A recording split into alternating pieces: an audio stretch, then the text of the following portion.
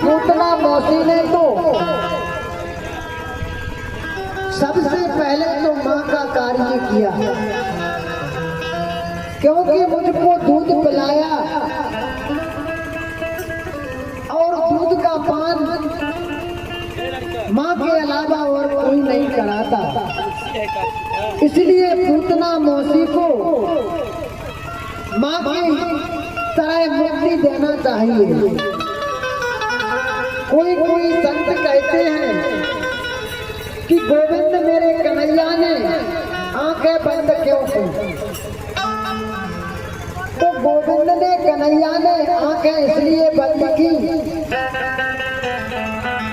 क्योंकि उन्होंने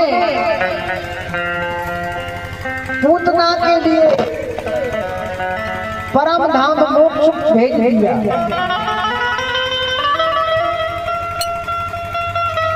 आचार्य सुखदेव जी कहते हैं कि परीक्षित,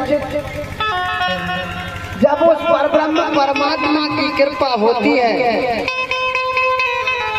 तब छोटे से छोटा और बड़े से बड़ा कार्य हो जाता है।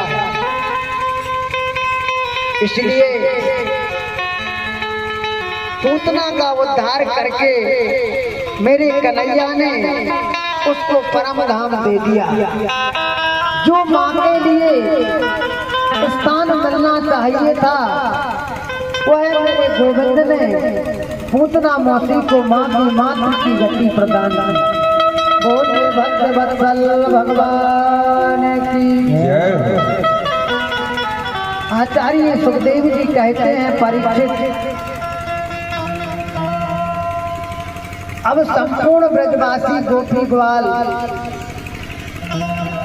पूतना को खींच करके यमुना जी के तट पर ले गए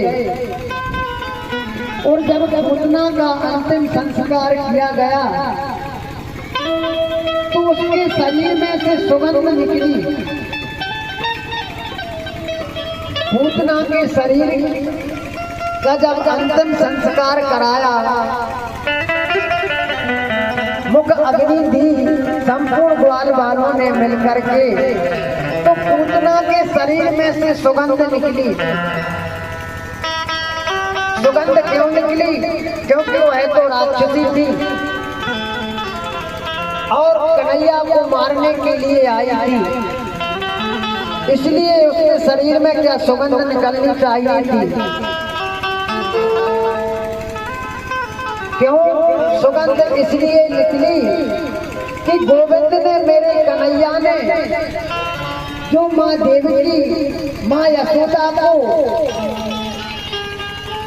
जो लोगों की प्राप्ति होनी थी वह पहले ही पूतना मौसी के लिए मुक्ति प्रदान कर दी। और जहाँ मेरा प्रभु मेरे गोविंद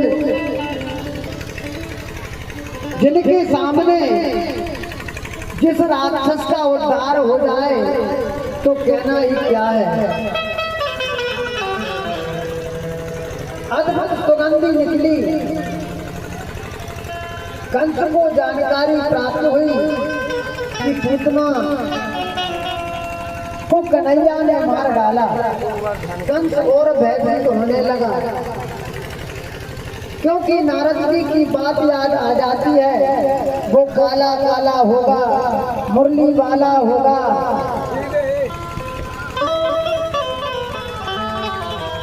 अब जब कंस को याद आ जाती है तो वह भयभीत होने लगता है, घबराने लगता है। अब उसके मन में बेचैनी है, कंस का मन उथल पुथल हो रहा है। वह जो काली वस्तु को देखता है तो भयभीत होने लगता है कि यही मेरा काल है, यही मेरा काल है। इस प्रकार से वह मन में विचार करने लगता है। धीरे धीरे धीरे समय और अधिक व्यतीत हुआ। अब कन्हैया घुटमन चलने लगे। चलते हैं और फिर गिर जाते हैं, ठुमक ठुमक चलते हैं मेरे गोविंद।